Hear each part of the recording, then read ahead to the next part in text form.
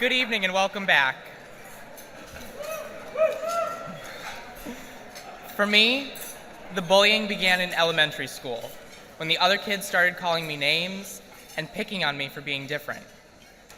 My teachers just wrote it off as kids being kids, and in middle school it escalated to physical bullying. Though I was never seriously injured, being targeted for being gay took its toll on me. When I moved across the country this summer, I was terrified that a new set of bullies would be waiting for me at my new school. While things aren't quite as bad as I had expected, there is still a ton of work to be done at my new school.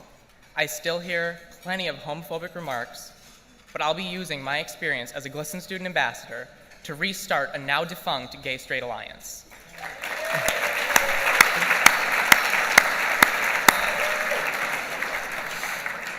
I'm working to make sure that every student can feel safe and respected at school, because I know how important it is. I've been there. Please now turn your attention to this video from Dancing with the Stars. This video shows a beautiful performance choreographed by one of our GLSEN Respect Awards honorees, Derek Hough.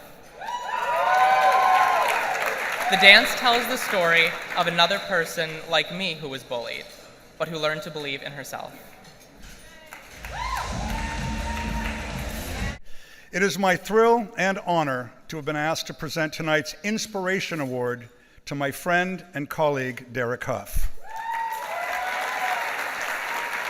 Derek is a champion of champions, a once-in-a-generation artist.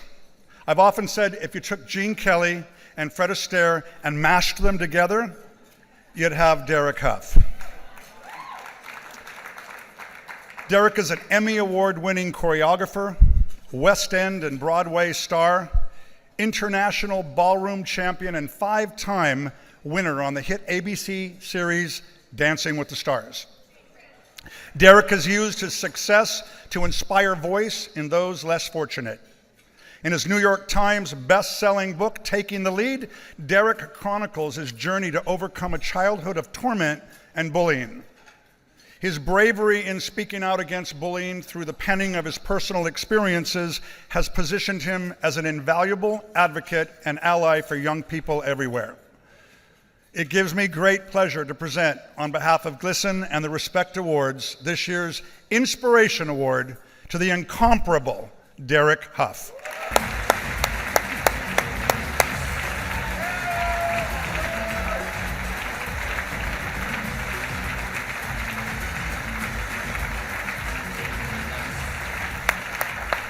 Wow. Thank you. It's weird not dancing. If I forget what I'm saying, if I just start dancing, just go along with it. Actually, hold on. I'm just going to pull this out because I wrote some other things down. Anyways, all right, yeah. By the way, having Kenny Ortega introduce me is amazing. I love you, and you're an absolute legend and a huge inspiration to me. So thank you. Well, you know, bullying can be physical, can be verbal, or emotional.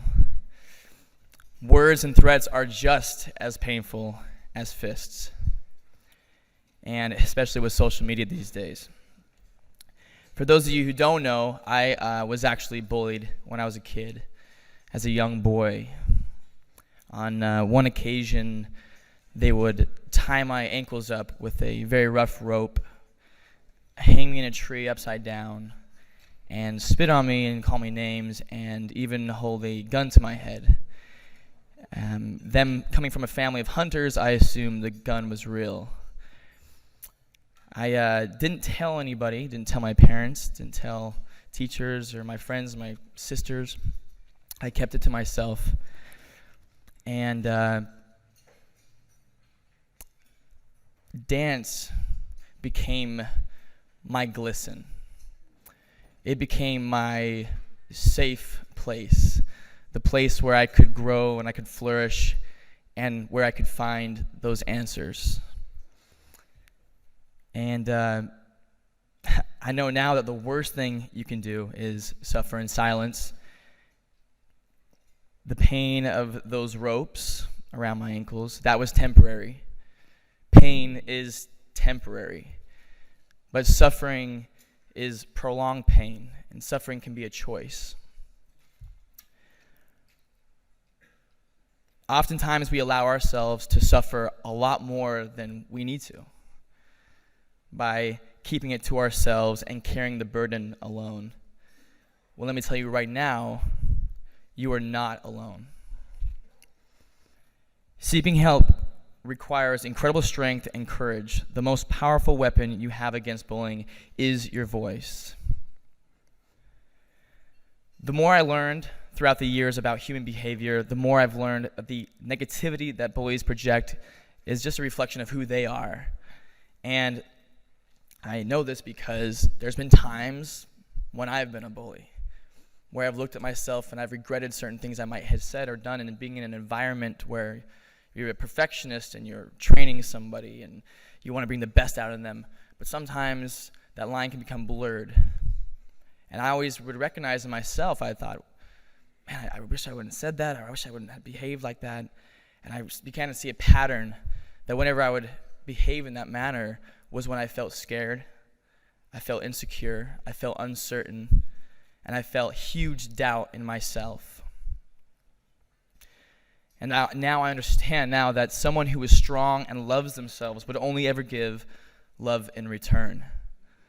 The need to bully, to feel power over someone else, is weakness in disguise. Understanding that is...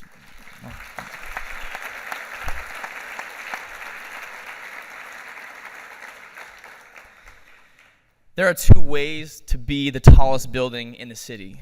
You can work really hard, gain friends, be a good person, and build a tall, beautiful skyscraper.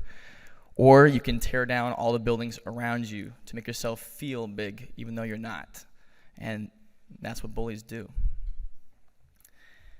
Well, I like to, it's weird because when I think of an award, I think of like winning something, normally. So this is such a unique award, and I feel very, very privileged and very humbled and very honored to be here. So thank you, GLSEN, for choosing me to honor me tonight. I like to think that the more we talk about bullying, the more we educate victims and bullies themselves, that we can create social change and really work toward treating each other with kindness. So let's create, let's not destroy. Let's believe.